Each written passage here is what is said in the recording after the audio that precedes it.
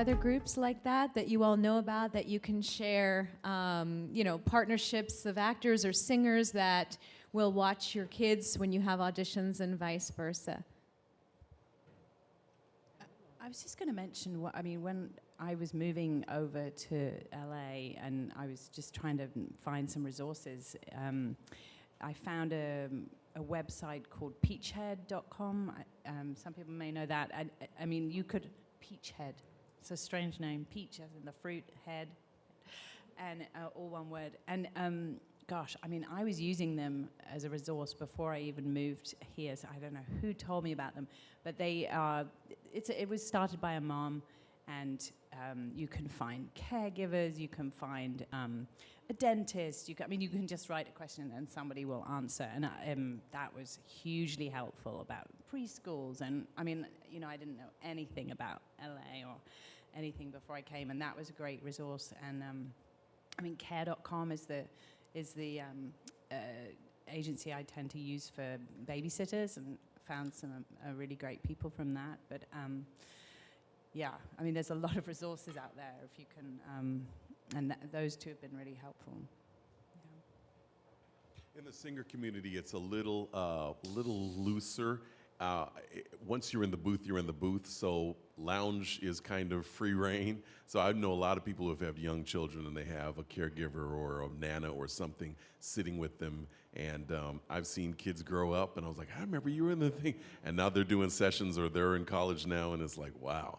But yeah, it's there's a little bit of room when you're in the booth and not being on camera. There's another point that I wanted to address as far as making decisions when childcare comes into the question. I know that I've been in the place where I would consider certain types of job offers or just even auditions, for there's a regional theater. I used to do a lot of regional theater before I came to LA, and I love it. It's wonderful. Some really great theaters that I got an opportunity to audition for them. Theaters I've always said, I would love to work at that theater someday. But then we crunch the numbers and kind of go, well, okay, we're going to be in this town that's not Los Angeles and not New York, not Atlanta, right? The three kind of big epicenters right now of production. A really prestigious theater, working on an equity Lord contract, and it's great, but you crunch the numbers and it just doesn't make sense to be gone for 2-3 months, knowing that my wife is now going to have to cover not just her work, but also when she can't be with the kids and there's no preschool, normally when I would cover, now we got to pay for sitters.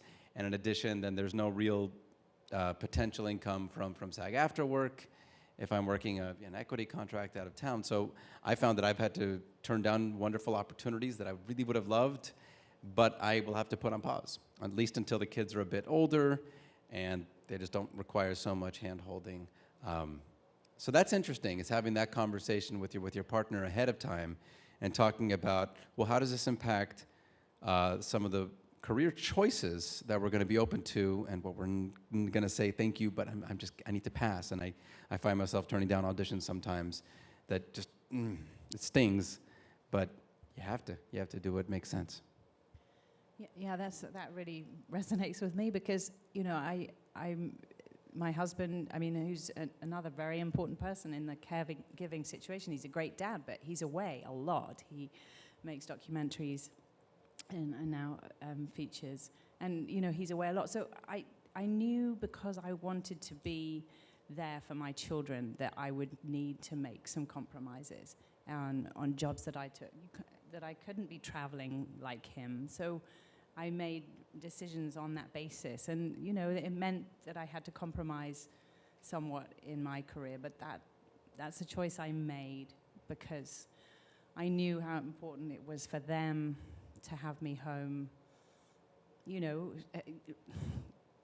quite a bit. I wanted to be there because they needed that stable, at least one stable parent in the home. So yeah, it meant for some hard choices. My son was about 6, and a role was written for me in a new play. And I accepted it, and I had only done film and TV stuff so I could be home at night for my son about those choices that you make. Because I made a choice. Okay, this is my time to be a parent. This is my time to be a parent. So we were, doing the bed thing, and he said, so I was explaining to him that somebody was going to come in at night, and he said they were going to do the teeth thing with me. And I said, uh-huh. He said, after we do the dinner thing? I said, uh-huh. He said, after we do the prayer thing? I said, uh-huh. He said, after they do the reading thing? I said, mm-hmm. He said, after we do the song? Somebody else is going to be doing all this? I said, no, it's going to be me. And I said, no, I'm going to be here. And I made the decision, and it aggravated a lot of people. And I can tell you, sitting here 30 years later, no, so 25 years later, I don't even remember the play exactly. And I mean, I know the playwright, and these were great people to work with. In the world of the Irish, the highest swear that you can say is, I swear to you on the head of my son. I swear to you on the head of my son. I'm so happy I made that decision. This is your time to be a parent. No is the sexiest word in Hollywood. So there were plenty of things that came as a result. You think, this is it, I'm never going to work again. We're insane. Plenty of things came afterwards. When you do the right thing, right things come. And to this whole thing, perfect is the enemy of good. Perfect We've is... banned that word in our house. Amen. Perfect is the, if you're perfect, you're up there with my parents and, everybody. Nah. Just do your best.